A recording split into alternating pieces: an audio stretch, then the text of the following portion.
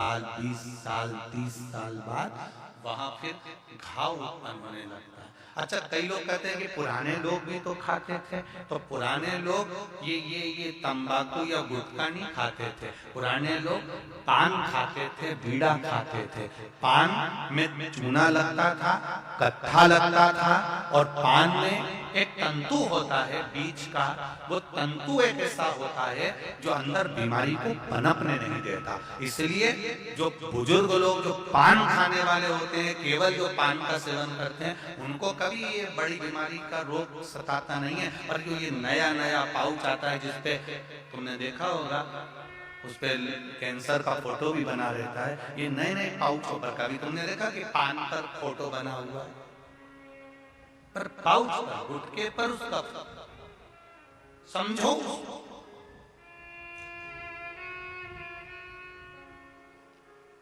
तो कौन से वृक्ष के नीचे पूजन करना है?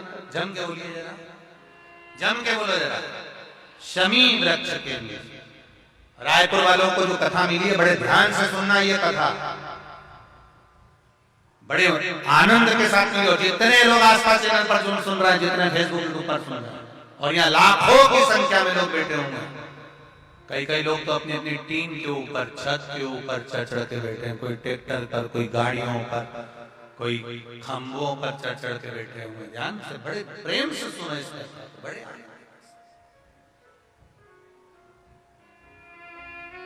शमी तत्व की ओर जा रहे हैं, गलत मार्ग की ओर जा रहे हैं, और व्यसन में डूब रहे हैं, या व्यसन की ओर जा रहे हैं, या वेश्यावृत्ति में, या मदिरापान में, या जुए में, या मांसाहार में, या गलत संगत में बच्चे पड़ रहे हैं। उस जगह पर भी तिल्ली को पीस कर, शिव का लेपन कर कर फिर जल का समर्पण कर सकते हैं। और जरूरी नहीं है कि ये मंदिर में जाकर करें, आप अपने घर में भी कर सकते हैं। उससे भी परिवार में स्नेह बढ़ता है, संगत जो गलत हो रही है उसे छूट जाता है। आप लोग रोज जो शिव जी को जल चढ़ाने जाते हैं, शंकर भगवान को जल चढ़ाते हो, प्रतिदिन शिव मंदिर में जाते हो, तो भगवान शंकर को जब जल समर्पित करते हो तो ये शिव जी का विशेष ही तो है।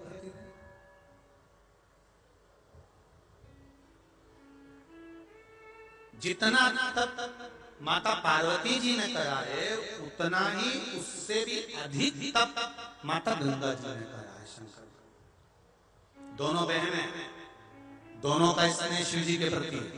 पार्वती जी भी शंकर भगवान को स्नेह करती और गंगा जी भी भगवान शंकर को स्नेह करती। पार्वती जी भी भगवान शंकर को पति बनाना चाहती है, और माता गंगा भी भगवान शंकर को पति बनाना चाहती है।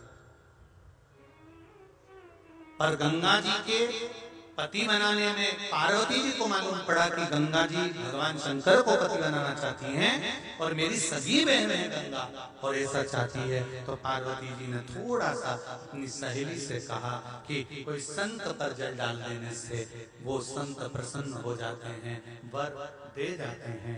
तब गंगा जी ने सुन लिया, और गंगा जी ने एक लोटा जल दुर्वासा बाबा पर डाल दिया।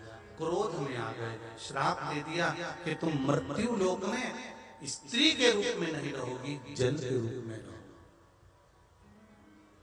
तो वो गंगा जल, गंगा बहुत रोई, बहुत।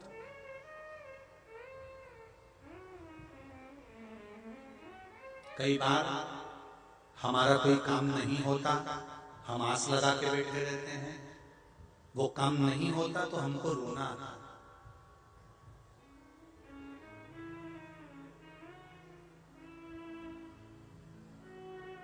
पर उस काम को यदि हम भगवान को समर्पित कर दें कि नहीं, काम नहीं हुआ ना, भगवान को समर्पित कर दो।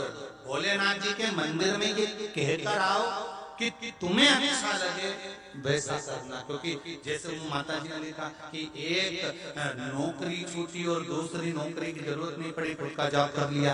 एक नौकरी छूटी तो उनको दूसरी नौकरी मिली, तो अच्छा काम मिल गया। तो ये हम भगवान को छोड़ दे। भगवान के ऊपर एक पत्र आया है, सुनिएगा। एक शीतल आरती होती है,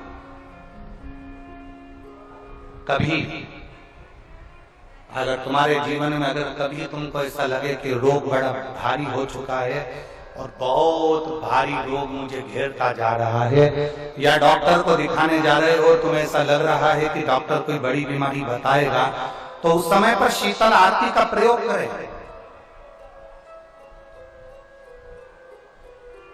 एक पुष्प हाथ की हथेली में रख लीजिए, एक पुष्प हाथ की हथेली में रख लीजिए, और यहां तक शास्त्र कहता है अगर हो सके तो आंकड़े का अगर पुष्प मिल जाए, तुम्हारे यहाँ क्या बोलते हैं उसको, मंदार का फूल, आंकड़े का फूल, अकौए का फूल, जो शंकर भगवान पे चढ़ता है, छोटा सा होता है, घुंघरू जैसा होता है वो, उसको तुम्हारे यहाँ क्या बोलते हैं हरियाणा में? आंकड़े पुष्प बोलते हैं। आंख का पुष्प मिल जाए तो ज्यादा अच्छा। अब उसमें चाहे सफेद हो, चाहे नीला हो, चाहे गुलाबी हो, जैसा भी हो, हाथ में रखने के बाद हाथ में एक लोटा जल, भगवान शंकर के शिवालय में जब आप प्रवेश करें, और प्रवेश करते समय भगवान के सम्मुख में जब भगवान शंकर के साक्षी में जब पहुंचे, आपके सामने पूजन में कोई भी सामग्री नहीं है, आपके पास में न दिया है, ना बाती है, ना अगरबत्ती है, ना चंदन है, ना कपूर है, ना कोई सामग्री है, केवल एक आंख का पुष्प और एक लोटा जल आपके पास में है। शिवालय में पहुंचकर शीतल आरती का प्रयोग करो। 11 बार भगवान शंकर के 11 रुद्रों का स्मरण कर कर जब 11 बार शंकर के शिवलिंग के ऊपर से नीचे तक वो कलश को जब घुमाया जाता है, और घुमाने के बाद वो आग का जो पुष्प है वो अशोक सुंदरी वाली जगह पर समर्पित कर कर भगवान शंकर को जो जल चढ़ाया जाता है, जो जल समर्पित किया जाता है, डॉक्टर भले तुमसे कह रहा हो कि तुम्हें बड़ी बीमारी के चांस हैं, आप जाकर एक बार चेक कराना, तुम्हें वो बड़ी बीमारी निकलेगी ही नहीं, उस रोग से तुम मुक्त हो।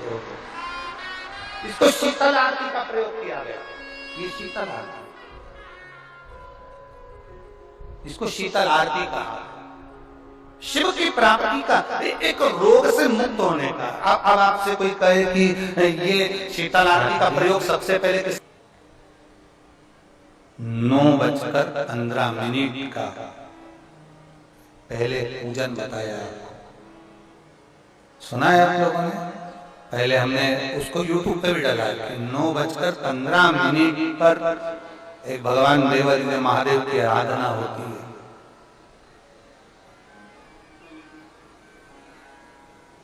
ये कोई सियोर वाले महाराज ने बनाकर नहीं बताई कि 9:15 पर आराधना होती है। हमारे शास्त्रों में भी उसका उल्लेख है, शिव महापुराण में भी उसका वर्णन है। एक पूजा होती है 9:15 की रात में।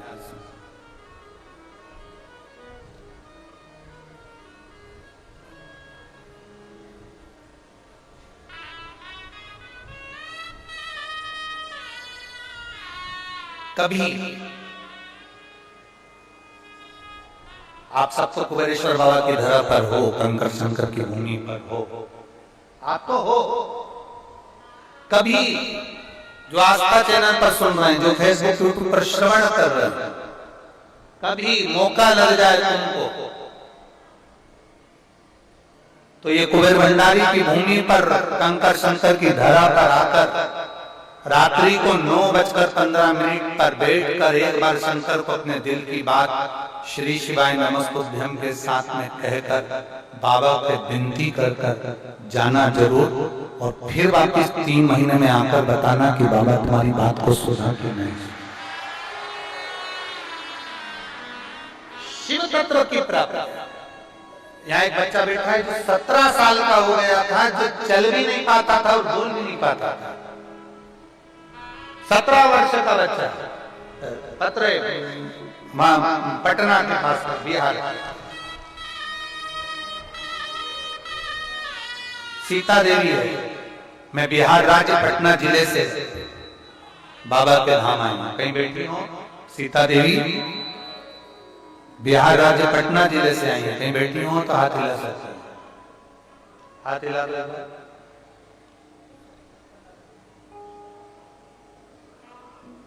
कैमरे में कैसे?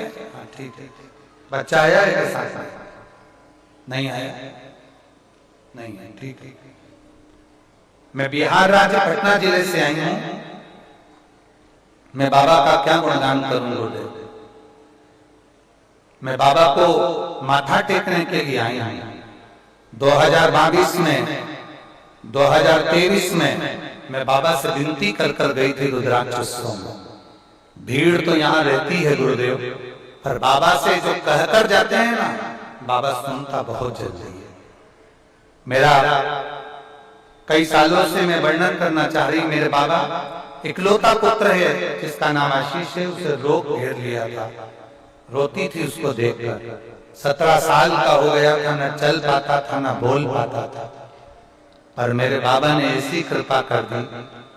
मैं 22 में आई, 23 में आई, बाबा के धाम में बस कहने के लिए आती हूँ। शिवपुराण में ये भक्त था, उपास करता था, शिवरात्रि का व्रत करता था, पशुपति व्रत करता था, सोमवार सावन के करता था, 16 सोमवार करता था। और आज इसको ना जाने क्या हो गया कि ये मेरे ऊपर जल ना चढ़ाकर सब दूर जल चढ़ाकर चले गया। देव अधिदेव माता पार्वती जी से कह देते हैं, सुन पार्वती, अगर कोई भूलवश भी मुझ पर जल चढ़ाना भूल जाए और तेरे हस्त कमल पर जल चढ़ा कर जाए, तो पार्वती जितना फल मैं प्रदान करूं उससे दुगना फल तुझे प्रदान करना है। ये शिव कह रहे। और एक नंदीश्वर शिव महापुराण से एक बात सीख कर जाइएगा। अगर आपको लग रहा है कि दुख समाप्ति नहीं हो रहा है, एक बीमारी से उठे दूसरी बीमारी में लग गए, फिर कोई दुख आ गया, फिर कोई दुख आ गया, फिर कोई तकलीफ नहीं छोड़ रहा, तो नंदीश्वर शिव महापुराण की कथा आपको कह रही है, प्रदोष के दिन, प्रदोष काल में 2 जगह दिए लगाना प्रारंभ कर दो। पहला, बेलपत्री के वृक्ष के नीचे पहला दिया प्रदोष काल में, प्रदोष के दिन बेलपत्री के वृक्ष के नीचे। और दूसरा दिया अपने दरवाजे की चौखट के बाहर, मतलब अपन बाहर खड़े होंगे, अंदर की ओर दिया नहीं, बाहर की ओर। एक दिया बेलपत्र के नीचे देवाधिदेव महादेव से प्रार्थना कर कर, हे शिव शंकर, हे गौरी शंकर, हे शिव, आज प्रदोष का दिन, प्रदोष काल में आप भ्रमण के लिए निकलोगे नंदीश्वर के साथ में, ऐसी कृपा करना, आपके लिए मैंने द्वार सजाया है भोलेनाथ, आपकी दृष्टि मेरी चौखट पर भी कर देना, मेरी जिंदगी सवर जाए। इसलिए 2 दीप स्मरण करो। हाँ, अच्छा इशारा करा है, उसे समझ गए हो। जिस दिए को आप लगाओगे प्रदोष के दिन, प्रदोष काल में, एक दिया बेलपत्री के वृक्ष के नीचे लगाया है, और दूसरा दिया जब आप घर में प्रवेश करोगे तो राइट हैंड पर ही लगाएं। कौन से हैंड पर लगाएं? राइट हैंड पर। बहुत बहुत साधुवाद आपको दीदी, धन्यवाद, धन्यवाद दो। उन्होंने इशारा करके बताया कि दिया किस ओर लगाएं। कम से कम अपने को अंदाजा तो लग जावे ना, दिया किस ओर लगना चाहिए। या फिर कहीं रुपया पैसा अटक गया हो, नहीं निकल रहा हो, किसी व्यक्ति से कोई काम करवाना है, वो काम नहीं कर रहा, कोई फाइल आगे नहीं बढ़ रही है, कोई कार्य अटक रहा है, तो एक जल के पात्र में जल भरकर 5 बेलपत्री शिव जी को समर्पित कर कर कुंदकेश्वर महादेव का नाम लेकर एक सफेद पुष्प बेलपत्री के ऊपर जो शिव जी को चढ़ाई है उस पर समर्पित कर कर जल जो लेकर गए हो, अपनी उस कामना को कर कर कि मेरा ये कार्य अटक रहा है, ये कार्य नहीं हो रहा, कुंदकेश्वर महादेव का नाम लेकर धीरे धीरे जल की धार चढ़ाइए। और एक बात हमेशा याद रखना, फिर निवेदन कर रहे हैं, अच्छे से समझ लेना, शंकर जी पर जब जल चढ़ता है, शिव जी का जब अभिषेक होता है, शंकर जी पर जब जल चढ़ाया जाता है, दूध चढ़ाओ, जल चढ़ाओ, कुछ भी चढ़ाओ, पर एक बात का स्मरण अपने जीवन में होना कि इतने ऊपर से मत चढ़ाना कि जल चढ़े और छींटे आपके ऊपर। बहुत ध्यान दीजिएगा।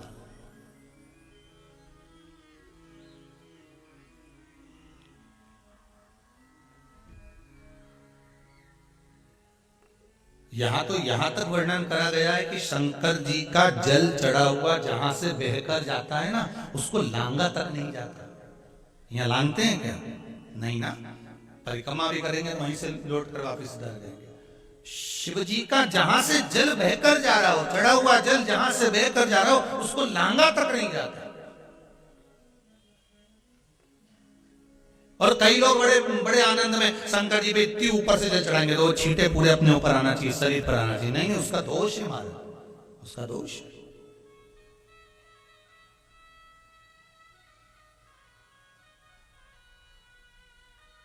शिव जी को अगर आप जल चढ़ा रहे हो, जैसे आप भगवान को अगर जल चढ़ाओ, दूध चढ़ाओ, तो मान लो अगर जैसे एक सरल भाषा में समझ लो और अच्छे से, कि जैसे ये शिवलिंग है शंकर जी का, ये शिवलिंग है, और आप जल चढ़ा रहे हो तो इतनी ऊपर से छोड़ोगे तो पानी का छींटा तो अपने ऊपर आएगा। पर वही जल, वही दूध, वही सामग्री आप शिवलिंग से थोड़ी सी दूरी बनाकर अगर आप समर्पित करेंगे तो बाबा उसको स्वीकार भी करता है और आनंद की अनुभूति भी होती है, कार्य में सिद्धता भी आती है, कार्य में उसकी सिद्धता भी। तुम तो ऊपर से छोड़ रहे हो, जैसे वो पानी तुम्हारे ऊपर ही आए, तो वो एक अलग प्रसंग है, वो एक अलग विषय।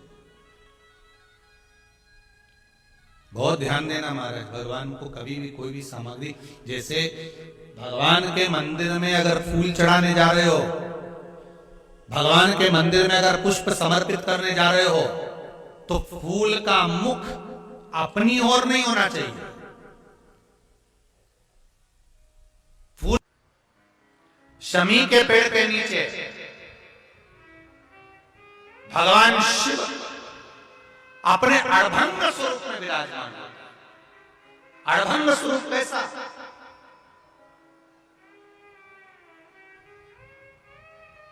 हम क्यों कहते हैं कि आप लोगों को भी पहले कहा, शमी का जो पत्ता होता है, देखा है शमी का जो पत्ता होता है, हम पहले भी कथा में कहा है, जो व्यक्ति मदिरा में डूबा रहता है, नशे में डूबा रहता है, जो व्यक्ति बहुत ज्यादा मात्रा में ये तंबाकू, गुटखा या पाउच आदि खाता रहता है और उसका गुटखा पाउच छूटने को ही तैयार नहीं होता, वो बेचारा प्रयास करता है, ऐसा नहीं कि नहीं करता। आजकल के जमाने में तो कितनी बड़ी बड़ी बीमारी होने लगी, कैंसर जैसा रोग होने लगा, तो वो छोड़ना चाहता है, ऐसा नहीं कि नहीं छोड़ना चाहता। हर व्यक्ति चाहता है कि मैं व्यसन को छोड़ दूं, पर थोड़े दिन छूटता है, बाकी वो उस व्यसन में लग जाता है। तो हम पहले भी इस कथा को कहे, शमी के वृक्ष के नीचे शमी के मिट्टी का शिवलिंग बनाकर, शमी के वृक्ष के नीचे शमी की ही मिट्टी का शिवलिंग बनाकर उस पर जो बेलपत्र समर्पित करता है और शमी पत्र समर्पित करता है, वो बेलपत्री को उठाकर ले आता है, शमी पत्र के साथ में शिवलिंग की पूजन करी हुई शिवलिंग का विसर्जन कर देता है। उसी दिन उस बेलपत्र को, लाए हुए बेलपत्र को जो शमी पेड़ के नीचे पूजन कर कर बनाया गया है, उस बेलपत्र को जो नशा करने वाला व्यक्ति होता है, उसको